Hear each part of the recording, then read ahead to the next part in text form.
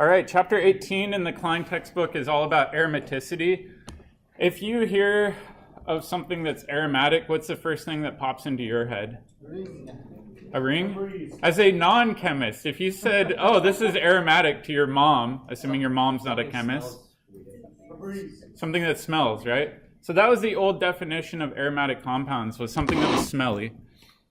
It's not the most scientific term, but that's what people thought it was. So things that oftentimes are quite fragrant have aromatic molecules in them, but not all of them do. In fact, a lot of the really fragrant compounds that we smell aren't aromatic at all. In fact, some of them are esters or aldehydes, things like that. So we had to revise our definition a little bit, and the new definition is a little bit more complicated. It's a planar ring system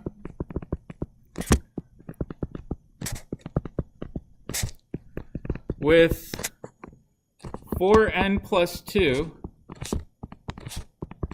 pi electrons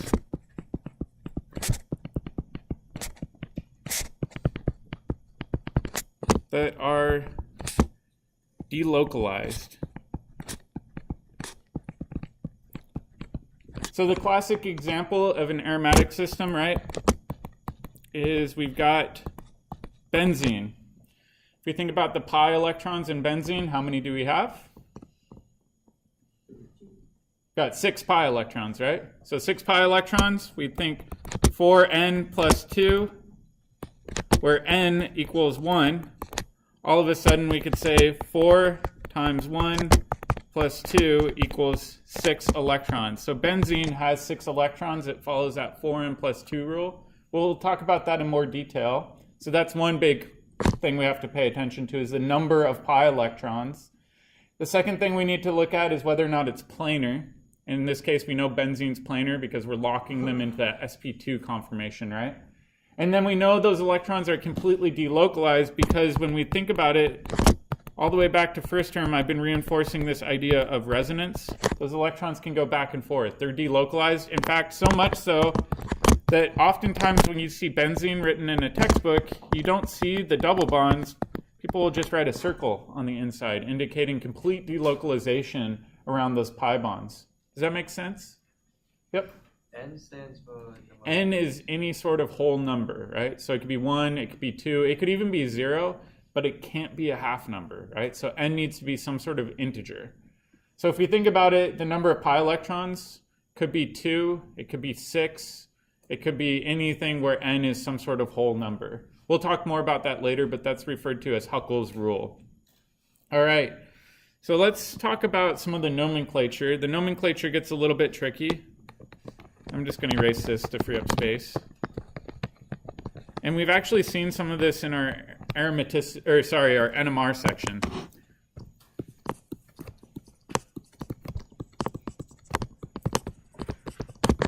And before we get too far into nomenclature, we need to clarify some things. If you have a mono-substituted benzene ring, it's pretty easy to name them. However, when we get into di-substituted rings, things get tricky. So I'm going to put placeholders here. I'm going to put A and then B. And you can tell A and B are on opposite sides of the ring, right? This is different than if you have A at the top and B offset on the bottom side, right? And this additionally is different than this one where you've got A and B right next to one another. There's a few different ways to describe these di-substituted systems in particular. The easiest method you can do is say, all right, this one is 1, 2, 3, 4. So this is a 1,4 substituted aromatic molecule. If we look at the one next to it, we could say this is a 1,3 substituted aromatic molecule. And then last but not least, we could say this one's a 1,2 substituted aromatic molecule. You can use the numbering system if you like. However, a lot of chemists don't like the numbering system. Instead, they use this alternate naming system where a 1,4 substitution pattern, where A and B are on opposite sides, is just called para-substituted. The next one, where it's 1,3 substituted, is meta. And where they're 1,2 substituted, this is referred to as ortho-substituted. This only really works for di-substituted ring systems. If you've got 3, 4, or even more things attached to an aromatic ring, you just use the conventional numbering system. But di-substituted systems are quite common, so it's not uncommon to see para instead of 1, 4.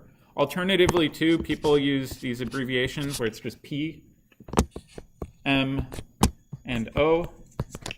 And we'll talk about how to incorporate that into full naming a little later on. Does that make sense, though? All right, there's a lot of old naming systems that have stuck around despite IUPAC trying to standardize things.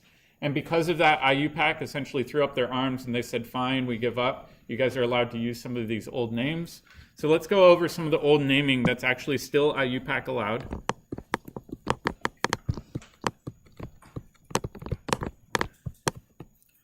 All right, the first one is pretty easy.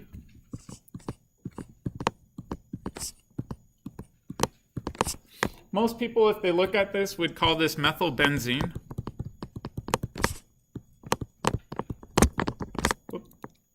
Sorry. However, most older chemists wouldn't call it methylbenzene. Instead, what they would do is call this toluene. So it can be interchangeable. Most people, though, will refer to this as a toluene substituent or a toluene molecule rather than methylbenzene. All right, the next one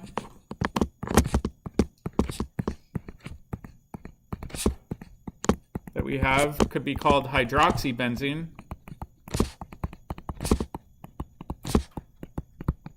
However, most people don't call it hydroxybenzene. Most people will call this a phenol.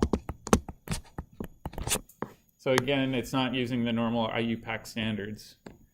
All right, let's do another one.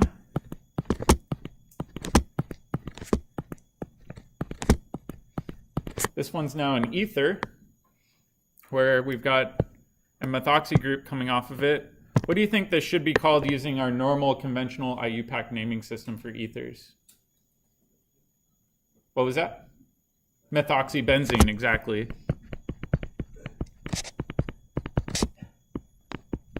Actually, this should have a space, I believe. However, the old names really stuck around, so most people would call this anisole, because things aren't complicated enough in organic chemistry, apparently. All right, let's go over a few other names.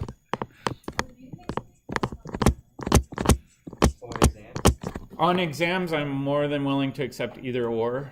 I want you to see both because you never know what source you're looking at and which one they prefer. So I present you both of them. I'm not sure with sapling. I think it'll accept both, though. All right, the next one is a little bit easier. This one just has a common name that's known as benzoic acid.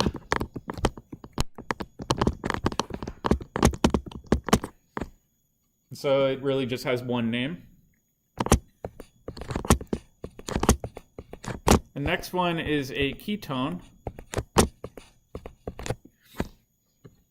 And this is typically referred to as acetophenone. Acetophenone is just a standard ketone with a benzene ring coming off of one side and a methyl group off the other. This one we actually saw a while ago.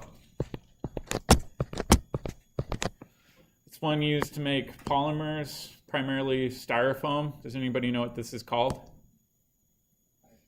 It's not styrofoam. What do you? Styrene, close. Yeah, so polystyrene is often known as styrofoam, right? So this is just a styrene monomer. All right, and then let's see, I'm missing a couple more. Oh, that is not the correct spelling. Styrene. And then we've got a couple more. We've got the aldehyde equivalent. This is just referred to as benzaldehyde.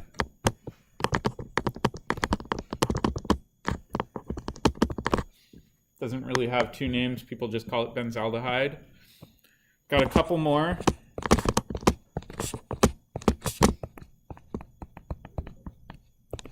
Practically nobody calls this aminobenzene. Everybody calls this aniline.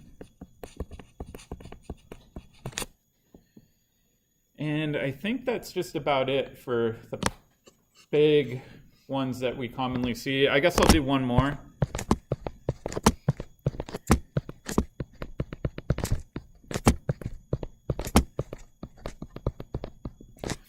If you have two methyl groups coming off, you can call this para-xylene. What do you think happens if this methyl group is moved over to this carbon? Be meta-xylene, right? So xylenes just mean you have two methyl groups coming off of there. All right, all of these are typically referred to as parents, meaning when you name them, this is going to be the root.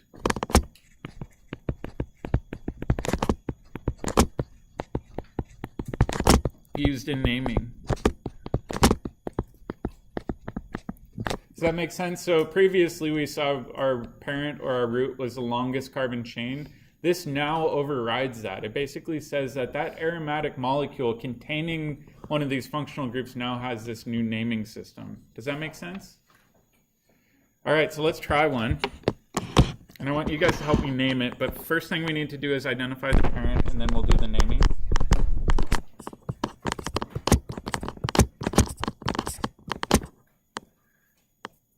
So this one has a methyl group up top, NO2 group here, here, and here. So what do you think the parent is going to be called for this one?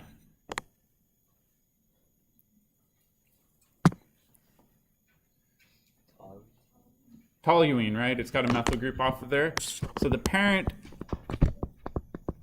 is going to be called toluene.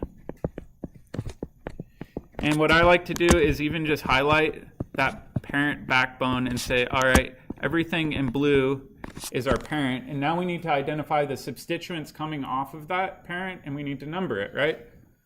So if we number it, we always want the number one position to come off that parent substituent. So that methyl group is going to be automatically assigned carbon 1. And then we can go clockwise or counterclockwise in this example. It doesn't matter. It's going to have the same numbering system either way. So then we go 1, 2, 3, 4, 5, 6, right? All right, so now let's try to piece together the name. What do you call an NO2 group?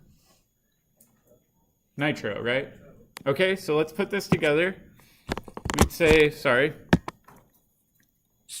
let's be 2, 4, 6, because that's where the substituents are coming off. And would I say 2, 4, 6 nitro? Trinitro.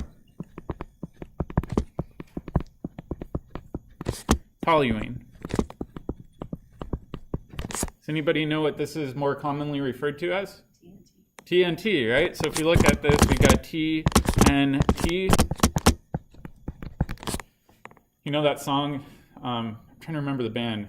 I'm TNT, I'm dynamite. It's actually not dynamite. Dynamite's a completely different molecule, but apparently they didn't have a chemist in there. So either way, this is TNT. It's not a commonly used explosive because it's very, very shock sensitive. A lot of explosives, if you look at them, have these nitro groups tagged onto them because they like to liberate gas. And a good explosive is something that liberates a lot of gas, right? That's what causes the shock wave to occur. So this is TNT. Let's try another one.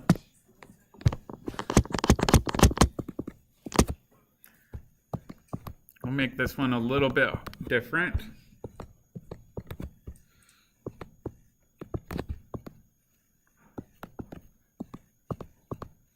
And again, this is now a full aromatic compound. So just like before, first thing we like to do is identify the parent. What do you think the parent's going to be here? Okay, the parent is going to be styrene.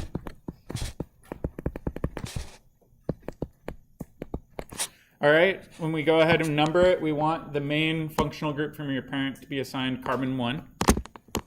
All right, so that's carbon 1. Do we want to go clockwise or counterclockwise? Yeah, clockwise. We always want to minimize numbering if we have the option to, right? All right, so we've got a bromine coming off of carbon 2, a chlorine coming off of carbon 4. Which one should go first? Bromo. The bromo, right? Because it's alphabetical order. So then we would say, all right, this is 2 bromo, 4 chloro, styrene. Not too bad. The key thing is identifying that parent first. If you don't know what the parent is, that makes it a lot harder to solve. There are some where the parent isn't immediately available. So let's take a look at one of these examples.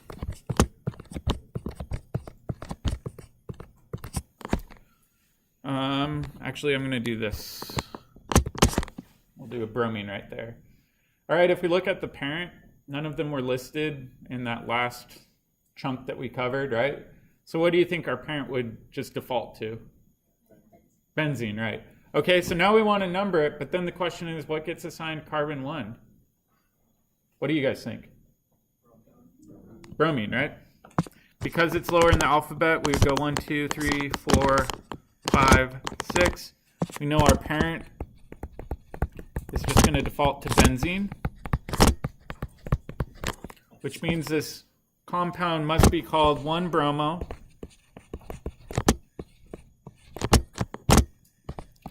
2-ethyl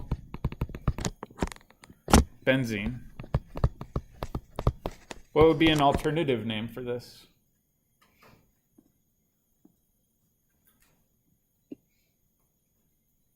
Instead of using the 1,2 system.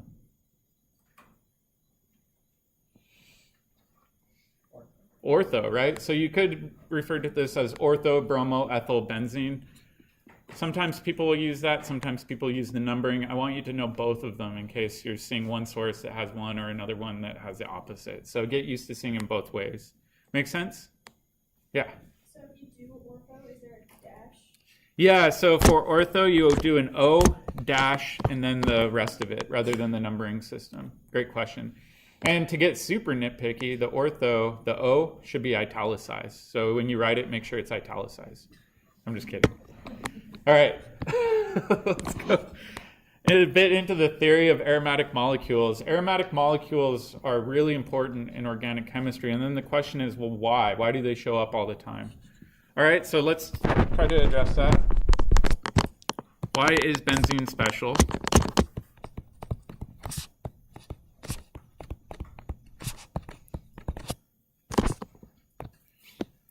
All right, and this can actually be explained using an experiment.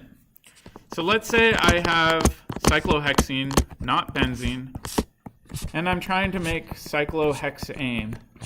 What reagents would I need?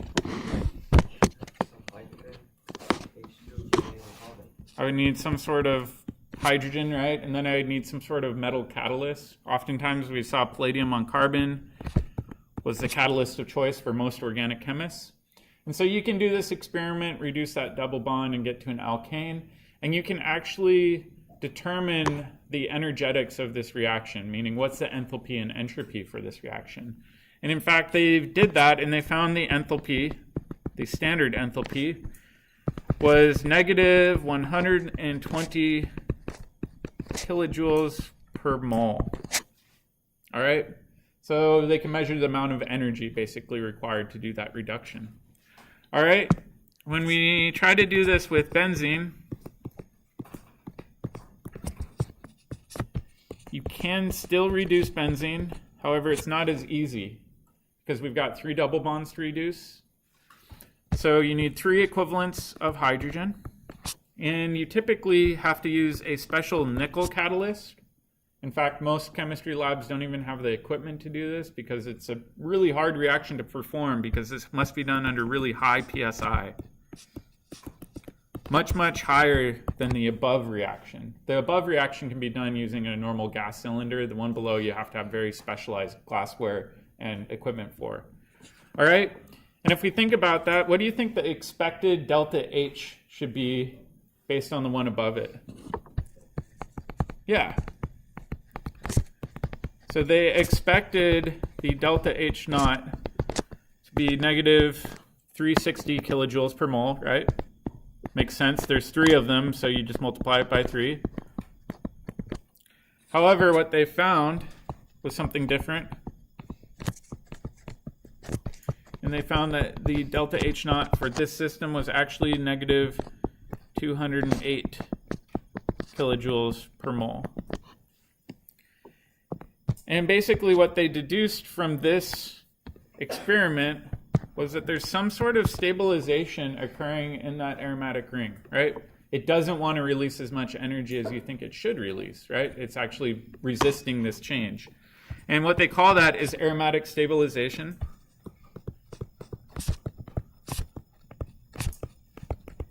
And there is approximately 152 kilojoules per mole of aromatic stabilization.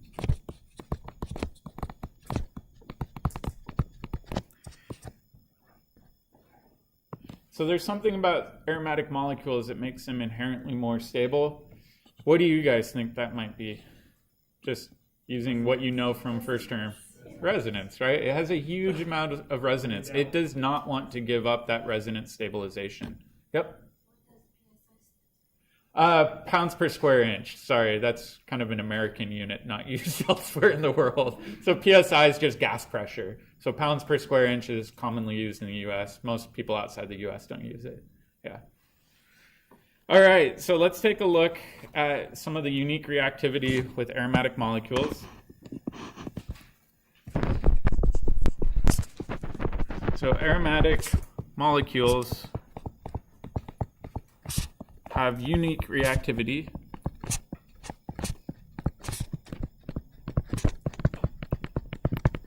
And I'll show this using a couple of examples that we're familiar with, right? So if we think about cyclohexene, we can react this with elemental bromine, and we can add bromines across the double bond. Will the double bond, or sorry, the bromines be syn or anti when they're added across the double bond? Anti, right? So one bromine must be a wedge, the other one must be a dash, and we could end up with the mixture of enantiomers here, right? All right, and if we try to do the same reaction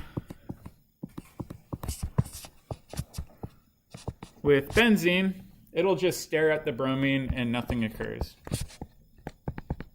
Again, this gets back to the idea of aromatic stabilization. What happens if we add bromines across any of the double bonds? We lose resonance, right? We don't want to lose that resonance stabilization, therefore this reaction doesn't occur. It's just stable on its own. So aromatic molecules don't react the same way that alkenes do. That's a really important thing to remember. It looks like there's double bonds. They are kind of like double bonds, but really it's more a bond and a half. It's not a true double bond, going back to first term. So let's finish up thinking about the orbital view.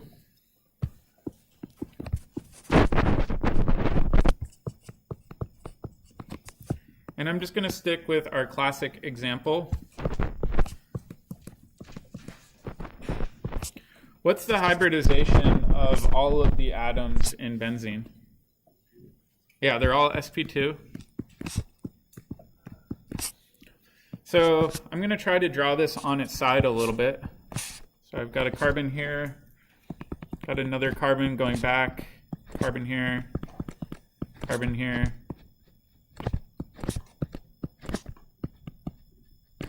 So this is our side-on view. And if all of those carbons are sp2 hybridized, that means they must have p orbitals, right? I'm going to draw the top lobes in red, meaning one phase, bottom lobes in a different color. And so this would be one of the molecular orbitals for benzene. I'm going to exclude the hydrogens right now just for clarity's sake. But what's unique about these systems is as long as these are all aligned, these electrons can delocalize across all of the p orbitals, right? If all p orbitals are aligned,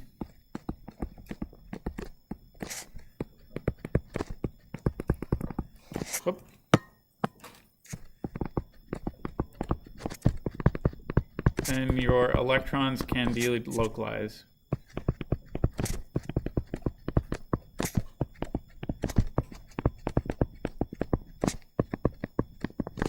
which again gets into this idea that there's resonance here, where you can delocalize these double bonds and show it like this as a set of resonance structures.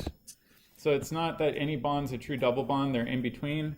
And like I said, a lot of people, rather than even drawing the double bonds, will just draw a circle inside of it to basically show this delocalization of electrons that's occurring inside that entire ring system. For some people, that just looks better and nicer. I'm fine with you drawing it either way. Just be careful that you can only have that circle in an aromatic molecule. You don't want to show that in a non-aromatic system.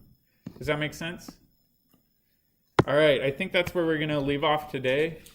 Tomorrow when we come in, we're going to go back and talk about that 4n+2 rule a bit more and get into what makes a molecule aromatic. Yep? So you know how like we delocalize